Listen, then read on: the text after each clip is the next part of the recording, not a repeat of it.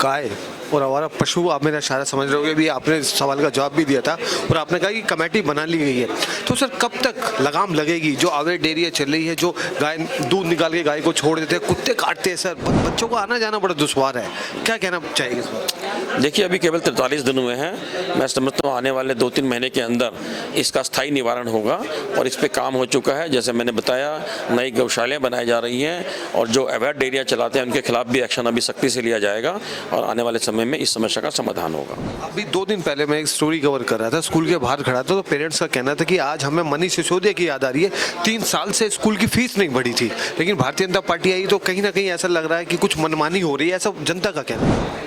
देखिए, ऐसा नहीं है। मैंने बताया, जब सेशन चेंज होता है तो अमूमन स्कूल फीस बढ़ाते हैं। वो एक अलग बात है, अभी 3 साल के बाद बढ़ाते हैं। वो किसने कुछ बढ़ाई है, किसने कुछ बढ़ाई है, तो वो एक नॉर्मल प्रैक्टिस है वो। दोस्तों नमस्कार, आप देख रहे हैं सनसनी रिपोर्टर। 6 अप्रैल को बुनियाद रखी गई थी भारतीय जनता पार्टी की, और आज पूरे भारत में क्या बल्कि ब्राह्मण में, पूरे दुनिया में स्थापना दिवस मनाया जा रहा है। चेहरे बड़ी मुस्कुराहट है, बहुत खुश है। सर क्या कहना चाहिए स्थापना दिवस के लिए, क्या शुभकामनाएं देना चाहिए? देखिए, जब कोई राजनीतिक दल बनता है और विशेष रूप से भारतीय जनता पार्टी का जो दल बना, जिसकी स्थापना हुई 6 अप्रैल को, जैसा मैंने बताया, मूल रूप से जनसंघ का हमारा गठन हुआ था, क्योंकि देश आज़ाद होने के बाद भी डॉक्टर श्यामा प्रसाद मुखर्जी ने अपने प्राण न्यौछावर किए देश की एकता अखंडता के लिए। पंडित दीनदयाल जी ने पंचनिष्ठाएं दी, उन्हीं पे काम करते हुए हमारा संगठन काम करता है। और आज जो प्रधानमंत्री मोदी जी तीसरी बार प्रधानमंत्री बने हैं, जो पंचनिष्ठाएं हमें मिली, उन्हीं के बेस पे, उन्हीं के आधार पर। और जब कार्यकर्ता किसी राजनीतिक दल की स्थापना करता है तो उसका सपना यही होता है कि हम देश की सेवा कर सकें, जन जन की सेवा कर सकें, समाज की सेवा कर सकें राजनीति के माध्यम से।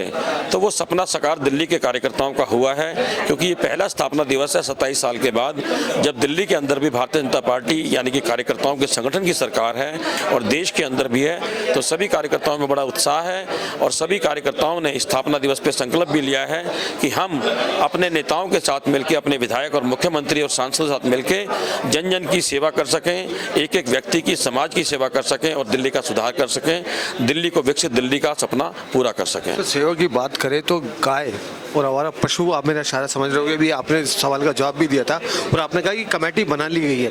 तो सर कब तक लगाम लगेगी? जो अवैध डेयरियाँ चल रही है, जो गाय दूध निकाल के गाय को छोड़ देते हैं, कुत्ते काटते हैं सर, बच्चों को आना जाना बड़ा दुश्वार है, क्या कहना चाहिए इस पर? देखिए, अभी केवल 43 दिन हुए हैं। मैं समझता हूँ आने वाले 2-3 महीने के अंदर इसका स्थायी निवारण होगा और इस पे काम हो चुका है। जैसे मैंने बताया, नई गौशालाएं बनाई जा रही हैं और जो अवैध डेयरियाँ चलाते हैं उनके खिलाफ भी एक्शन अभी सख्ती से लिया जाएगा और आने वाले समय में इस समस्या का समाधान होगा। अभी 2 दिन पहले मैं एक स्टोरी कवर कर रहा था, स्कूल के बाहर खड़ा था, तो पेरेंट्स का कहना था कि आज हमें मनीष सिसोदिया की याद आ रही है।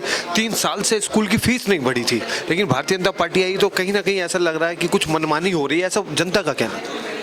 देखिए, ऐसा नहीं है। मैंने बताया, जब सेशन चेंज होता है तो अमूमन स्कूल फीस बढ़ाते हैं। वो एक अलग बात है, अभी 3 साल के बाद बढ़ाते हैं। वो किसने कुछ बढ़ाई है, किसने कुछ बढ़ाई है, तो वो एक नॉर्मल प्रैक्टिस है। वो चांस की बात है कि जब सेशन खत्म हुआ तभी सरकार बनी है, लेकिन ऐसा कुछ नहीं है कि भाजपा के आने के बाद बढ़ी है। और इस पर भी अभी संज्ञान लेंगी हमारी मुख्यमंत्री जी। एक सिस्टम बनाया जाएगा जिससे कि कम, यानी कि एक लिमिट परसेंटेज में ही फीस बढ़े, ये भी निर्णय लिया जा रहा है। 2 सवाल है मेरे। अगर ऐसे स्कूल जो मनमानी कर रहे हैं, शिक्षा के मंदिर में धंधा चला रहे, तो ऐसे लोगों पे लगाम लगेगी? देखिए, इसमें ना ये कहने की बात है, जब तक हम एक बात को, इस हर केस को स्टडी नहीं करेंगे, क्योंकि सब एक जैसा नहीं है। मान लो स्कूल ने अपनी सुविधाएं दी हैं और जिसने ज़्यादा सुविधाएं दी हैं उसने अपनी फीस ज़्यादा रखी हुई है। EWS से परेशान है स्कूल वाले? नहीं, EWS का सेंट्रलाइज सिस्टम है, एजुकेशन डिपार्टमेंट करता है, 25% कोटा है। मैं नहीं समझता अब ऐसी कोई बात है।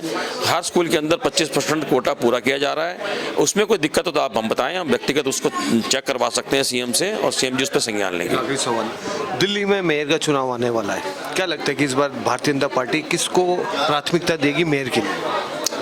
देखिए, तो जाहिर है कि मेयर तो बीजेपी का ही बनेगा। देखिए, मैं ये बताना चाहूँगा, मैं तो एक छोटा सा जिलाध्यक्ष हूँ।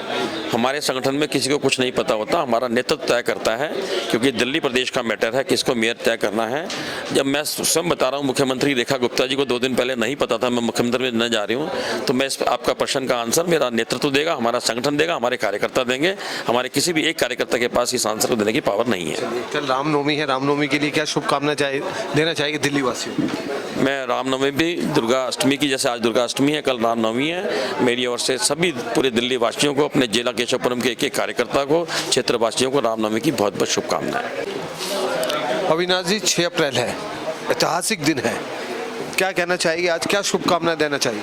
देखिए, भारतीय जनता पार्टी की स्थापना दिवस जो 6 अप्रैल है, एक एक कार्यकर्ताओं के लिए गर्व की विषय है। जब देश के अंदर में जब भारतीय जनता पार्टी की स्थापना की गई थी, इसका जो मूल स्वरूप था राष्ट्रवाद, अंत्योदय की भावना को लेकर चलना। आज मुझे बहुत खुशी हो रही है कि हमारा देश के प्रधानमंत्री जिस प्रकार से अंत्योदय को लेकर के और गरीबों तक एक एक व्यक्ति का सरकार की योजना जो पहुंच रही है, इससे एक एक भारतीय जनता पार्टी के कार्यकर्ताओं को अपने पार्टी के विचारधारा पर गर्व होती है। और मैं करोड़ों करोड़ लोगों को जो भारतीय जनता पार्टी के कार्यकर्ता हैं एवं भारतीय जनता पार्टी के विचारों से सहमत है, उन्हें मैं शुभकामना देता हूं कि किस प्रकार से दिल्ली में जब भारतीय जनता पार्टी की स्थापना हुई थी, उसके जो विचार पैदा हुए थे, आज लोग उसको क्रियान्वयन कर करके गर्व महसूस होते हैं। और विकसित भारत का जो एक परिकल्पना है, प्रधानमंत्री जी की सोच है, जो 2047 तक उसे परिपूर्ण करने का एक लक्ष्य रखा गया है, उसमें सभी कार्यकर्ता अपनी अहम भूमिका को निभाते हैं और भारतीय तिरंगा को ऊंचा शीर्ष स्थान पर देखना चाहते हैं। ऐसी हमारी शुभकामनाएं कि कार्यकर्ता जो है इस भाव को सहेजते हुए,